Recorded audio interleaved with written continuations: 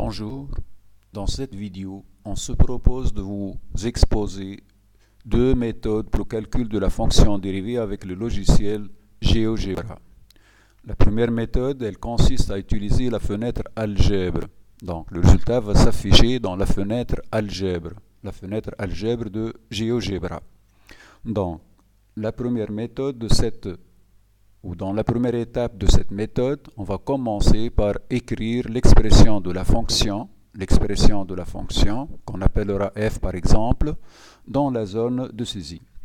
Pour que toutes les étapes soient visualisées pour vous, on va afficher un clavier virtuel.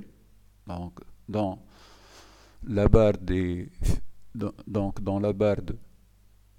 menus, clavier affichage, et on active clavier virtuel. Et voilà donc le clavier virtuel duquel on parle. Alors, on dispose le curseur ou le pointeur de la souris dans la zone de saisie et introduit l'expression de la fonction. On va choisir comme exemple une fonction polynôme qu'on va appeler f. Alors, f, on ouvre une parenthèse x, où on ferme cette parenthèse, égale. Alors, dans l'expression de notre fonction, ce sera par exemple x au cube, x à la puissance 3, plus 3x carré, plus 3x carré, multiplié par x à la puissance 2, moins 2x, moins 2, multiplié par x, moins 1, moins 1. Puis on valide. Alors, vous remarquez, deux choses se passent. Tout d'abord, on a l'expression de la fonction qui s'affiche dans la fenêtre algèbre, l'expression de notre fonction f qui s'affiche dans la fenêtre algèbre, et sa courbe qui se trace sur la feuille de calcul, sur la feuille donc de travail.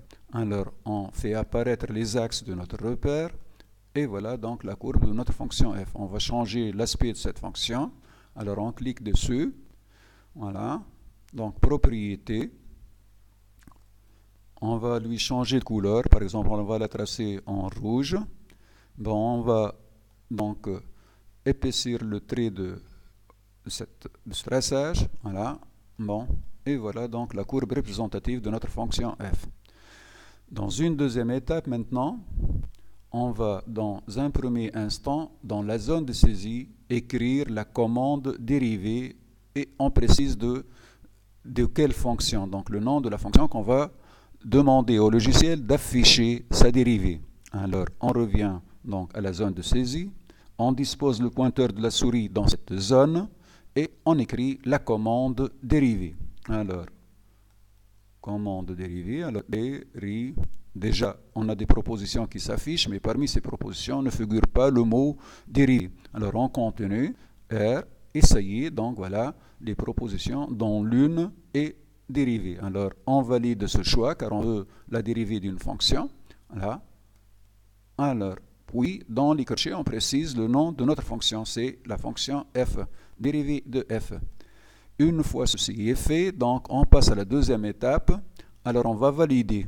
En validant donc cette commande, deux nouvelles apparitions, donc une première chose, c'est l'expression de la fonction dérivée qui s'affiche dans la fenêtre algèbre. Un deuxième résultat, c'est la courbe de la fonction dérivée qui se trace sur la feuille de travail. Voilà, donc cette fonction dérivée. Alors on va lui changer d'aspect.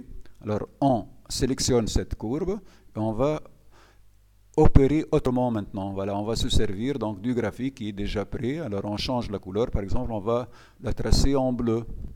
Voilà. Puis, on va épaissir un peu le traçage. Voilà, ça va être un peu plus foncé. Et ainsi, notre première méthode s'achève.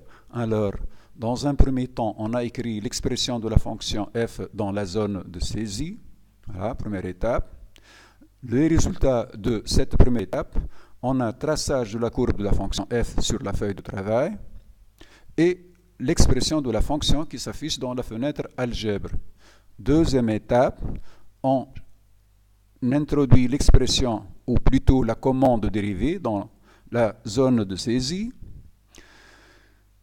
Puis on valide les résultats de ce travail. Donc, dans la fenêtre algèbre, il y a l'expression qui apparaît, l'expression de la fonction dérivée de f qui apparaît, et sur la feuille de travail, on a la courbe de la fonction dérivée qui se trace. Merci.